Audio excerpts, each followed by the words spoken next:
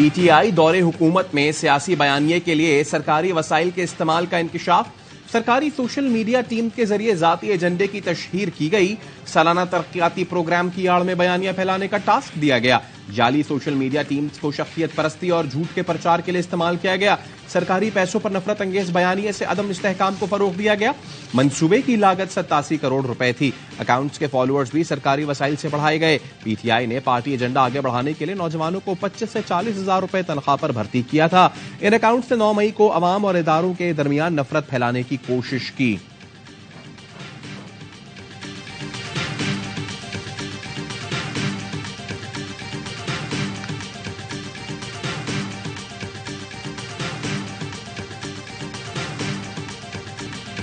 नौजवानों का brain wash करके उनके जहनों में बारूद भरा गया। कौम अपने ही इदारों पर चढ़ दौड़ी, जिससे दुनिया में हमारा वकार मजरूह हुआ। फिरदौस आशिक अवान का रद्द-ए-अमल। कहा, टॉप ट्रेंड रहना चेयरमैन पीटीआई का पसंदीदा मशगला था। महमूद मौलवी ने कहा, देखना होगा मुल्क को नुकसान पहुंचाने में कौन मुलव्वस है। शर्जील मेमन बोले, जाती तशहीर के लिए सरकारी वसाइल का इस्तेमाल ज्यादती है। चेयरमैन पीटीआई और उनकी हुकूमत ने हर कानून की धज्जियां उड़ाई। अता तारर का कहना है, केपी हुकूमत ने सोशल मीडिया के नाम पर 1100 लोग भर्ती किए, हम पाई पाई का हिसाब लेंगे।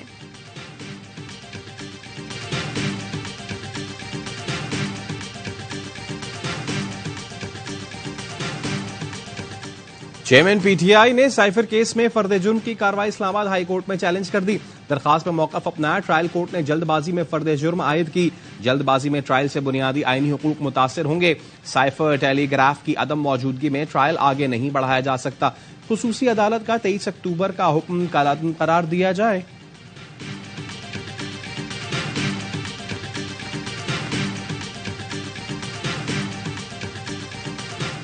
अल-कादिर ट्रस्ट और तोशाखाना केस में चेयरमैन पीटीआई की जमानत बहाली की दरख्वास्त। इस्लामाबाद हाई कोर्ट का बेंच टूट गया। जस्टिस बाबर सत्तार बेंच से अलहदा हो गए। रिमार्क्स दिए, चेयरमैन पीटीआई जेर हिरासत हैं तो नैब तफ्तीश क्यों नहीं कर रहा। एक शख्स गिरफ्तार है तो दीगर मुकदमात में भी गिरफ्तार करार दिया जाए। जिस बेंच ने 6 मुकदमात में अबूरी जमानत बहाल की, मेरा उससे इख्तलाफ राय है। मैं ये केस नहीं सुन रहा। जिस बेंच ने फैसला दिया वही ये केस सुने।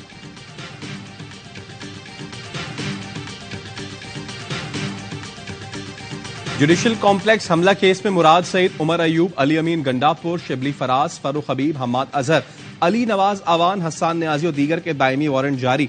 एटीसी इस्लामाबाद के जज अबुल हस्ताज जुल्करनैन ने वारंट मुसलसल गैर हाजिरी पर जारी किए।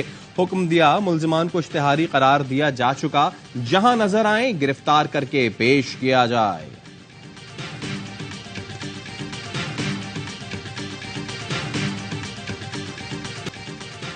इजरायली फौज की जानिब से फलस्तीनियों की नस्ल कुशी। गजा में 19वें रोज भी वहशियाना बमबारी। रफा में रिहायशी इमारत पर हमले में 48 फलस्तीनी शहीद। हिलाल अहमर के हेडक्वार्टर्स पर भी बम बरसा दिए।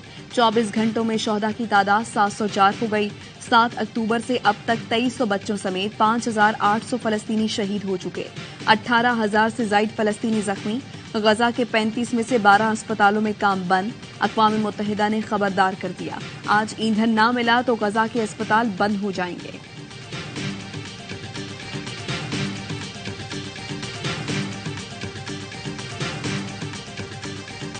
बेसरो सामानी के बावजूद मसीहा गजा में जिंदगी बचाने में मसरूफ। डॉक्टरों ने इसराइली बमबारी में शहीद हामला खातून के बच्चे को बचा लिया। इमदादी कारकुनों ने कई घंटे बाद मलबे से बच्चे को निकाल लिया। एक बच्चा दोस्त को तसल्ली देता रहा, फिक्र ना करो, तुम्हारी माँ बहन भाई जिंदा हैं। खुदारा बच्चों को तो कत्ल ना करो, जख्मों से चूर बच्चे की दुहाई।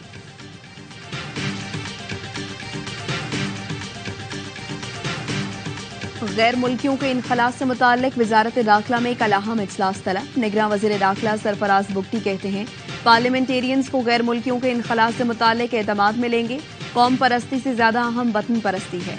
1 नवंबर के बाद पाकिस्तान में सफर सिर्फ पासपोर्ट पर हो सकेगा। जो भी पाकिस्तान में गैर कानूनी तौर पर मुकीम है उसे वापस जाना होगा।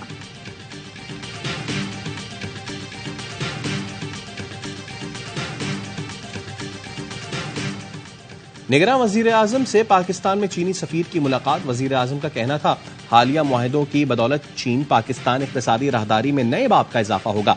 चीन का बेल्ट एंड रोड इनिशिएटिव पूरे खित्ते की तरक्की और खुशहाली का ज़ामिन है।